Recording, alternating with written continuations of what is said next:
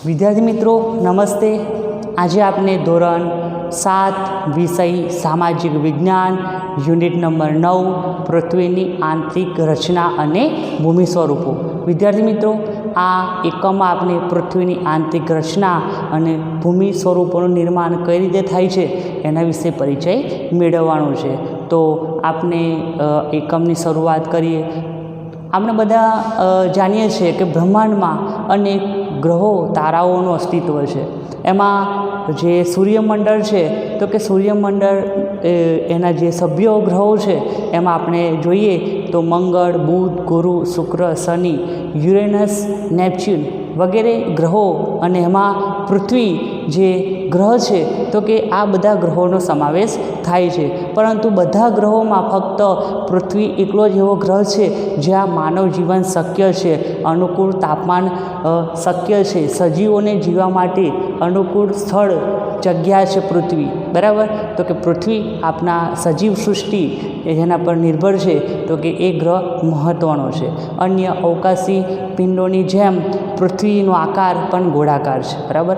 अन्य अवकाशी पदार्थों है तो कि एमनो आकार पण गोळाकार है तो कि अपनी पृथ्वीनो आकार पण एवा अवकाशी पदार्थों जेम ज गोळाकार स्वरूपे जोवा मळे छे। तेमां अंदर अने बहार सतत परिवर्तन थतुं रहे छे। बराबर। पृथ्वीनी जे आंतरिक भूगर्भ में अंदर अने बहार सतत परिवर्तन थतुं जोवा मळे छे। आपने विचार्युं हशे कि पृथ्वीनी आंतरिक भाग में शू हशे। बराबर। आपणे घणी वखत विचारता होय कि पृथ्वीना आंतरिक भाग में शू हशे अने पृथ्वी केवा पदार्थोनी बनेली छे तो केवा प्रश्न आपणे थता जोवा मळे छे। तो सौप्रथम आपणे जोईए पृथ्वीनो आंतरिक भाग के भूगर्भ। बराबर। पृथ्वीनो आंतरिक भाग के भूगर्भ जे मुद्दो छे एना विषे खास जोईए। तो पृथ्वी ए डूंगळीनी माफक एक उपर एक स्तरथी गोठवायेला अनेक स्तरोनी बनेली छे। जेम डूंगळीने तोड़ता बराबर कापता एमांथी विविध प्रकारना स्तरो बराबर निकळे छे ते रीते पृथ्वी ए अनेक स्तरोनी बनेली छे। भूगर्भ एनुं अनेक स्तरोनुं बनेलुं छे। तो आपणे जोईए भूकवच। बराबर। तो कि भूकवच कोने कहे छे तो खास जोईए तो कि पृथ्वी सपाटीना सौथी उपला स्तरनी भूकवच तरीके ओळखवामां आवे छे। बराबर। पृथ्वी सपाटीना सौथी सौथी उपला स्तरने जे उपरनुं स्तर छे एने भूकवच तरीके ओळखवामां आवे छे। आ जे भूकवच छे ए सौथी पातळुं स्तर होय छे। बराबर। पातळुं स्तर छे आ भूकवच अने ए भूमिखंड पर आशरे 35 किलोमीटर सुधी होय छे। बराबर। आ पृथ्वी सपाटीनो उपलो स्तर है। बराबर। भूकवच तो कि आपने भूमिखंड पर आपने जोईए तो कि 35 किलोमीटर सुधी आ भूकवच जोवा मळे छे। अने भूमिखंडनी सपाटीने खास करीने जोईए तो कि सिलिका अने एल्युमिना जेवा खनिजोनी बनेली छे। आ जे भूमिखंडनी सपाटी खास करीने सिलिका अने एल्युमिना जेवा खनिजोनी बनेली जोवा मळे छे। तेथी तेने सियाल तरीके पण ओळखवामां आवे छे। सियाल एटले कि आपणे जोईए सी एटले सिलिका, एल एटले एल्युमिना एवो अर्थ थाय छे सियाल। आ उपरांत आपणे जोईए महासागरोनुं कवच मुख्यत्वे सिलिका अने मेग्नेशियमनुं बनेलुं छे। बराबर। महासागरोनुं कवच आपणे जोईए तो कि सिलिका अने मेग्नेशियमनुं बनेलुं छे। तेथी तेने सीमा एवा नामथी ओळखवामां आवे छे। सीमा एटले सी एटले सिलिका अने मा एटले मेग्नेशियम एवा टूंका नामथी ओळखवामां आवे छे। बराबर। बे वस्तु खास आपणे याद रखवानुं छे कि भूमिखंडनी सपाटी जे सिलिका तरीके ओळखाय छे अने महासागरनुं जे भूकवच छे एने सीमा एवा नामथी एने ओळखवामां आवे छे। पृथ्वीना कदनो मात्र 0.5% जे भाग है ये घन पोपड़ो है। पृथ्वीना कदनो जे 0.5% भाग है ये घन पोपड़ो है। एमां 16% भाग में मेंटल है अने 83% भाग में भूगर्भ जोवा मळे छे। अने आ रीते પૃથ્વી સપાટીમાં ખાસ કરીને મેન્ટલ, ભૂગર્ભ અને એની ખાસ આવી રચના જોવા મળતી હતી. પૃથ્વીની ત્રિજ્યા આપણે જોઈએ તો કે 6371 કિલોમીટર છે. બરાબર, પૃથ્વીની ત્રિજ્યા કેટલી છે? 6371. તો કે એની પૃથ્વીની ત્રિજ્યા આટલી ખાસ જોવા મળે છે. આ કવચની બરાબર નીચે મેન્ટલ હોય છે, જેને આશરે 2900 કિલોમીટરની ઊંડાઈ સુધી ફેલાયેલું જોવા મળે છે. બરાબર, જે પૃથ્વીનો જે ભૂગર્ભ છે, બરાબર, સપાટી છે, એની નીચે શું છે? મેન્ટલ. અહીંયા આપણને ખાસ પૃથ્વીના સ્તર, તો કે પૃથ્વીના સ્તરની આકૃતિ આપેલી છે. એમાં ખાસ કરીને પૃથ્વીના સ્તરોમાં જોઈએ તો કે પૃથ્વીના બે ભાગ પડે છે. એક તો પાણીવાળો ભાગ અને બીજો જમીનવાળો ભાગ. પાણીવાળો ભાગ આપણે જોઈએ તો કે પૃથ્વી સપાટી પર 71% ભાગમાં વહેંચાયેલો છે, જ્યારે જમીનવાળો ભાગ એ 29% ભાગ પર જોવા મળે છે. તો કે આ જમીનવાળો ભાગમાં આપણે જોઈએ તો કે સૌપ્રથમ પૃથ્વીનો પોપડો, બરાબર, ભૂગર્ભની રચના આપણે જોવાની છે. તો પૃથ્વીનો પોપડો, તેનાથી અંદરનો સ્તર મેન્ટલ, અને ત્યાર પછી એનો અંદરનો સ્તર છે બાહ્ય ભૂગર્ભ, અને છેલ્લે જે આંતરિક ભૂગર્ભ એ પૃથ્વીની અંદર આંતરિક જોવા મળે છે. તો કે આવા પૃથ્વીના વિવિધ પ્રકારના સ્તરોની રચના કરવામાં આવી છે. એટલે આપણે ખાસ જોતા હતા કે ભૂકવચની બરાબર નીચે મેન્ટલ હોય છે, જે આશરે 2900 કિલોમીટરની ઊંડાઈ સુધી ફેલાયેલું જોવા મળે છે, આ મેન્ટલ. અને એમાં જોઈએ તો કે પૃથ્વીનું સૌથી આંતરિક સ્તર ભૂગર્ભ છે. પૃથ્વીનું સૌથી આંતરિક સ્તર છે એ ભૂગર્ભ તરીકે ઓળખાય છે. અને તે ભૂગર્ભ આપણે જોઈએ તો કે તેની ત્રિજ્યા 3500 કિલોમીટર જેટલી છે. જે આ આંતરિક સ્તર જે ભૂગર્ભ છે, તો કે એની ત્રિજ્યા આપણે જોઈએ તો કે 3500 કિલોમીટર જેટલી જોવા મળે છે. તે નિકલ અને ફેરસ એટલે કે લોખંડ જેવા તત્વોની બનેલી છે, જેને નિફે તરીકે પણ ઓળખવામાં આવે છે. જે પૃથ્વીનું આંતરિક સ્તર જે ભૂગર્ભ છે તે ખાસ કરીને નિકલ અને ફેરસ એટલે કે લોખંડની બનેલી છે, જેને ખાસ કરીને નિફે તરીકે પણ ખાસ ઓળખી શકીએ છીએ. કેન્દ્રીય ભૂગર્ભમાં તાપમાન, દબાણ અને પદાર્થોની ઘનતા ખૂબ જ વધુ હોય છે. જે કેન્દ્રીય જે ભૂગર્ભ હોય છે તો કે એમાં તાપમાન, દબાણ અને પદાર્થોની ઘનતા ખૂબ જ વધુ જોવા મળે છે. તો વિદ્યાર્થી મિત્રો, આપણે અહીંયા પૃથ્વીનો આંતરિક ભાગ કે ભૂગર્ભ વિશેની ચર્ચા કરી. હવે આગળ જે નવો મુદ્દો છે એના વિશે આપણે જોઈએ. ખડકો અને ખનિજો. તો ખાસ પૃથ્વીના પેટાળમાં આપણે ખડકો અને ખનિજો બંને વસ્તુ જોઈ શકીએ છીએ. બરાબર, તો એના વિશે આપણે જોઈએ તો કે ખડકોના પ્રકાર, પોતાના ગુણ અને કદના અને તેની નિર્માણ પ્રક્રિયાના આધારે અલગ અલગ પ્રકાર પડે છે. જે ખડકો છે તો કે નિર્માણ પ્રક્રિયાને આધારે અલગ અલગ પ્રકારોમાં વહેંચવામાં આવે છે. તો કે નિર્માણ પ્રક્રિયાને આધારે ખડકોને 3 ભાગમાં વહેંચવામાં આવે છે. નિર્માણ પ્રક્રિયાના આધારે ખડકોને કેટલા ભાગમાં વહેંચવામાં આવે છે? 3 ભાગોમાં આ નિર્માણ પ્રક્રિયાને આધારે ખડકોને વહેંચવામાં આવે છે.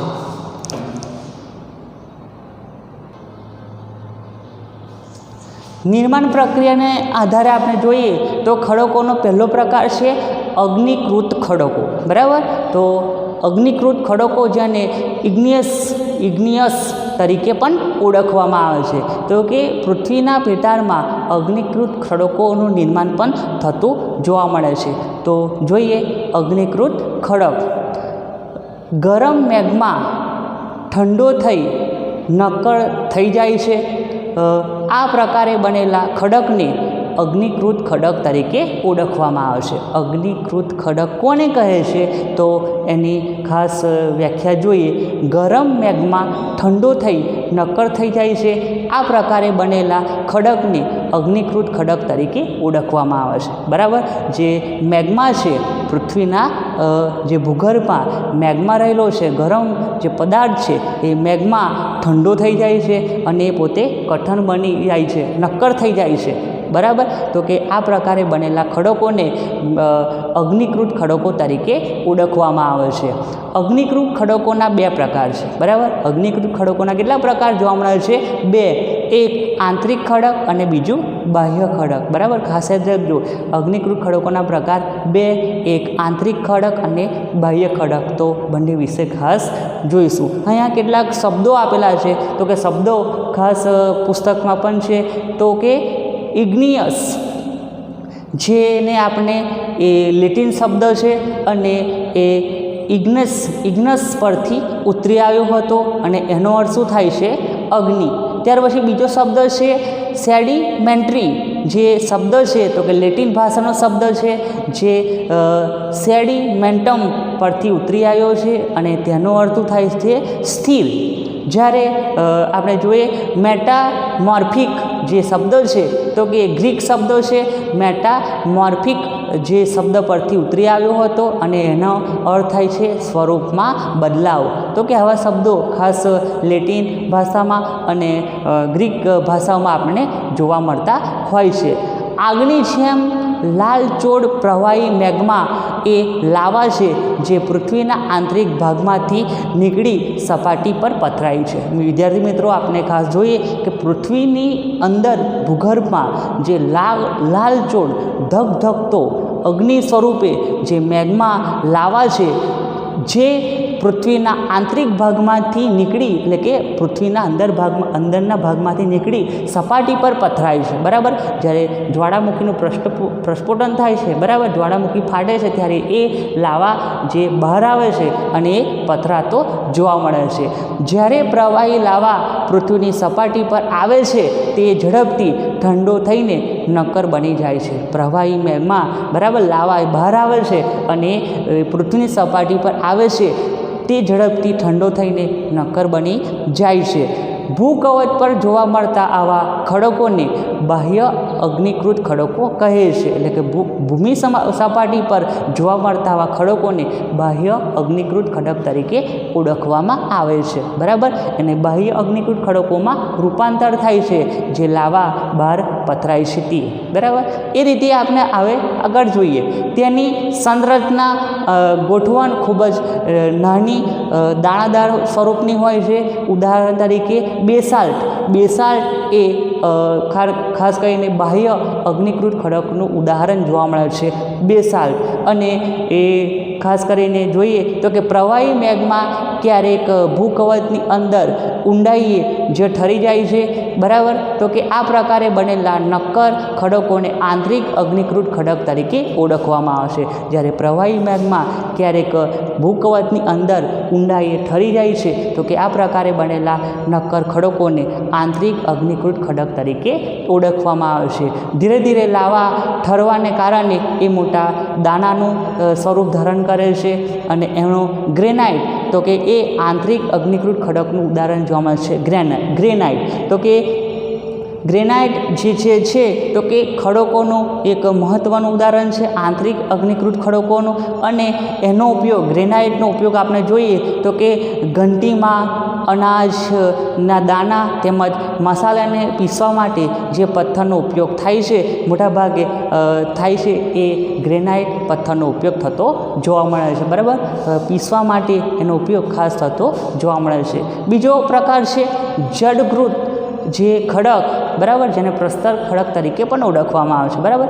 તો જોઈએ જડકૃત ખડકો ઘસાય, અથડાય કે ટકરાઈને નાના ટુકડાઓમાં ફેરવાઈ જાય છે અને આ નિક્ષેપ પવન, હવા, પાણી વગેરે દ્વારા એક સ્થળેથી બીજા સ્થળે પહોંચે છે તે અને જમા થાય છે.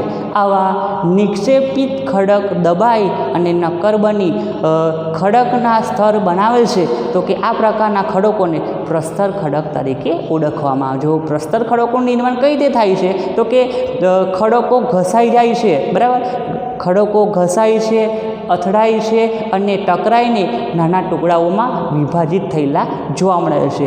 આ નિક્ષેપ એટલે કે ઘસારણ એ પવન, હવા, પાણી વગેરે દ્વારા એક સ્થળેથી બીજા સ્થળે પહોંચે છે અને એ બધું જમા થાય છે. આવા નિક્ષેપિત ખડક દબાઈ અને નક્કર બની ખડકના સ્તર બનાવે છે. આ પ્રકારના ખડકોને પ્રસ્તર ખડકો તરીકે ઓળખવામાં આવે છે. રેતાળ પથ્થર એ ખાસ કરીને આ પ્રકારનું ઉદાહરણ જોવા મળે છે, બરાબર. પ્રસ્તર ખડકોનું તો આપણે જોઈએ તો ખાસ કરીને વનસ્પતિ, પ્રાણી, અન્ય સૂક્ષ્મ જીવજંતુઓ જે ક્યારેક આ ખડકોમાં જોવા મળે છે, જેને જીવાશ્મી પણ કહે છે. ઘણી વખત આ ખડકોમાં આપણે જોઈએ તો કે વનસ્પતિ, પ્રાણી, અન્ય સૂક્ષ્મ જીવાનો જે ક્યારેક આ ખડકોમાં જોવા મળે છે તો કે જેને જીવાશ્મી તરીકે પણ ઓળખવામાં આવે છે. હવે ખડકોનો ત્રીજો પ્રકાર રૂપાંતરિત ખડક. તો રૂપાંતરિત ખડક વિશે આપણે જોઈએ. અગ્નિકૃત અને જળકૃત ખડકો ઊંચા તાપમાને અને અતિશય દબાણને કારણે રૂપાંતરિત ખડકોમાં ફેરવાઈ જાય છે તેવા ખડકોને રૂપાંતરિત ખડકો કહે છે. જે અગ્નિકૃત ખડકો અને જળકૃત ખડકો ઊંચા તાપમાનને કારણે અતિશય દબાણને કારણે રૂપાંતરિત ખડકોમાં ફેરવાઈ જાય છે તો કે એ ખડકોને રૂપાંતરિત ખડકો તરીકે ઓળખવામાં આવે છે. ઉદાહરણ તરીકે આપણે જોઈએ તો કે ચીકણી માટી સ્લેટમાં રૂપાંતર થાય છે અને ચૂનાનો પથ્થર એ આરસમાનમાં રૂપાંતર થાય છે તો કે એ રૂપાંતરિત ખડકોનું ખાસ ઉદાહરણ જોવા મળે છે. જીવાશ્મી કોને કહે છે કે ખડકોના સ્તરોમાં દબાયેલ મૃત વનસ્પતિ અને જંતુઓના અવશેષોને જીવાશ્મી તરીકે ઓળખવામાં આવે છે. જે ખડકોના સ્તરોના દબાયેલ મૃત વનસ્પતિ અને જંતુઓના અવશેષોને જીવાશ્મી તરીકે ઓળખવામાં આવે છે. આગળ આપણે ખડક ચક્ર વિશે ખાસ અભ્યાસ કરવાનો છે. કેટલીક ચોક્કસ પરિસ્થિતિઓમાં એક પ્રકારનો ખડક એ ચક્રીય પદ્ધતિથી એકબીજામાં પરિવર્તિત થઈ જાય છે.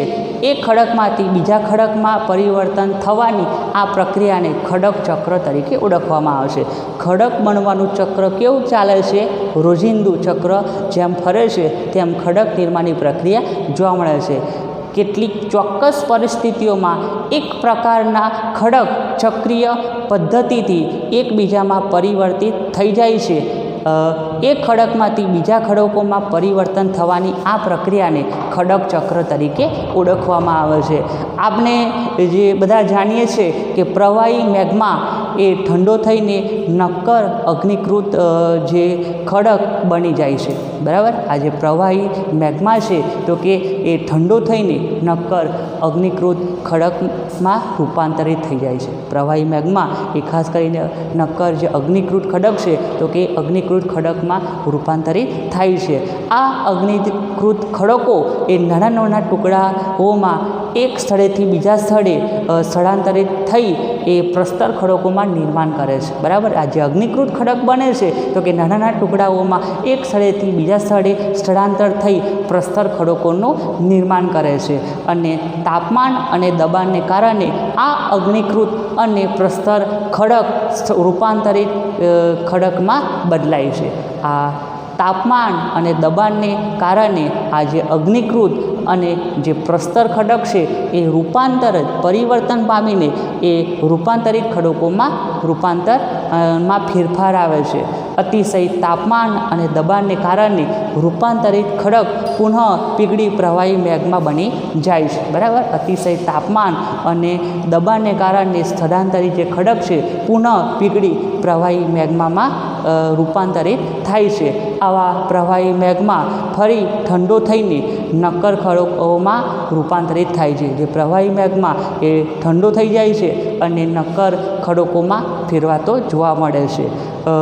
આ રીતે ખડકો આપણે મોટાભાગે ખૂબ જ ઉપયોગી છે. આપણે ખડકો જોઈએ તો કે આપણને માનવજાત માટે આ ખડકો આપણને ઘણા ઉપયોગી છે. અને નક્કર ખડકોનો ઉપયોગ આપણે જોઈએ તો કે સડક બનાવવા, મકાન અને ઇમારતો બનાવવા માટે આ નક્કર ખડકોનો ઉપયોગ ઘણી વખત થતો જોવા મળે છે. સડક બનાવવા માટે અને ખાસ કરીને મકાન ઇમારતો બનાવવા માટે આ ખડકોનો ઉપયોગ થતો જોવા મળે છે. અને ખડક એ વિવિધ ખનિજોમાંથી બને છે, બરાબર. જે ખડક એ વિવિધ ખનિજોમાંથી મળે છે અને ખનિજ એ કુદરતી રૂપે જોવા મળતો પદાર્થ છે, બરાબર. ખનિજો આપણને કુદરતી રીતે મળે છે, જેમાં નિશ્ચિત ભૌતિક ગુણધર્મ અને નિશ્ચિત રાસાયણિક જે મિશ્રણ દ્વારા એનું નિર્માણ થતું જોવા મળે છે. ખનિજ એ માનવજાત માટે ખૂબ જ મહત્ત્વનું છે, બરાબર. ખનિજો એ મનુષ્યો માટે એક મહત્ત્વના પદાર્થો જોવા મળે છે. આ ઉપરાંત કેટલાક જે ખનિજો છે તો કે ઈંધણ તરીકે પણ એનો ઉપયોગ થતો જોવા મળે છે, જેમ કે કોલસો, કુદરતી વાયુ, ખનિજ તેલ, પેટ્રોલિયમ જેવા મહત્ત્વના જે ખનિજો છે એ ઈંધણ તરીકેનો ઉપયોગ થાય છે. તેનો ઉપયોગ ઉદ્યોગો અને ઔષધિ બનાવવા માટે પણ થતો જોવા મળે છે. આ ઉપરાંત આપણે જોઈએ તો કે લોખંડ, એલ્યુમિના વગેરે ખનિજો પણ મહત્ત્વના ખનિજોમાં સમાવેશ થાય છે. તો કે વિદ્યાર્થી મિત્રો, અહીંયા આપણે ખાસ કરીને પૃથ્વીની આંતરિક રચના અને ભૂમિ સ્વરૂપોમાં આપણે ખાસ જોયું. પૃથ્વીની આંતરિક ભાગ કે ભૂગર્ભ, બરાબર. તો કે એમાં ખાસ આપણે જોઈએ ભૂકવચ એ પૃથ્વી સપાટીનો સૌથી ઉપલા સ્તરને ભૂકવચ તરીકે ઓળખવામાં આવે છે. ભૂમિખંડની સપાટી એ સિલિકા અને મેગ્નેશિયમની બનેલી છે, જ્યારે મહાસાગરોનું કવચ આપણે જોઈએ તો કે સિલિકા અને મેગ્નેશિયમનું બનેલું જોવા મળે છે. આ ઉપરાંત મેન્ટલ, તો કે મેન્ટલમાં જોઈએ 2900 કિલોમીટરની ઊંડાઈ સુધી એ મેન્ટલ જોવા મળે છે, બરાબર. 2900 કિલોમીટરની ઊંડાઈ સુધી મેન્ટલ જોવા મળે છે. અને આંતરિક ભૂગર્ભ એ 3500 સુધીની ત્રિજ્યામાં પથરાયેલું જોવા મળે છે. તે નિકલ, ફેરસ, લોખંડનું બનેલું ખાસ જોવા મળે છે. ખડકો અને ખનિજો, ખડકો અને ખનિજો મેં જોઈએ તો કે ખડકોના મુખ્ય 3 પ્રકારો છે. એક અગ્નિકૃત ખડકો, જેને જોઈએ ગરમ મેઘમાં ઠંડો થઈ જાય છે અને નક્કર થઈ જાય છે, તો કે આ પ્રકારે બનેલા ખડકોને ખાસ કરીને અગ્નિકૃત ખડકો તરીકે ઓળખવામાં આવે છે. તેના 2 પ્રકાર છે, એક આંતરિક જે ખડક અને બીજું બાહ્ય ખડક. આંતરિક ખડકમાં બેસાલ્ટ એનું ઉદાહરણ છે, જ્યારે બાહ્ય ખડકમાં ગ્રેનાઇટ એનું ઉદાહરણ જોવા મળે છે. આ ઉપરાંત જળકૃત ખડકોમાં જોઈએ તો કે નિક્ષેપિત ખડક એ દબાઈ અને નક્કર બની ખડકના સ્તર બનાવે છે, તો કે આ પ્રકારના ખડકોને ખાસ કરીને જળકૃત ખડકો તરીકે ઓળખવામાં આવે છે. રૂપાંતરિત ખડક, તો કે અગ્નિકૃત અને જળકૃત ખડકો ઊંચા તાપમાને અને અતિશય દબાણને કારણે રૂપાંતરિત ખડકોમાં ફેરવાઈ જાય છે, તેને રૂપાંતરિત ખડક તરીકે ઓળખવામાં આવે છે. ખડક ચક્ર વિશે વાત કરી હતી કે પૃથ્વીના સ્તર વિવિધ પ્રકારના સ્તરોમાં વિભાજિત છે. પ્રથમ પોપડું, પૃથ્વીનું પોપડું, ત્યાર પછી અંદરનું સ્તર મેન્ટલ, ત્યાર પછી બાહ્ય ભૂગર્ભ અને છેલ્લે આંતરિક ભૂગર્ભનો સમાવેશ થાય છે.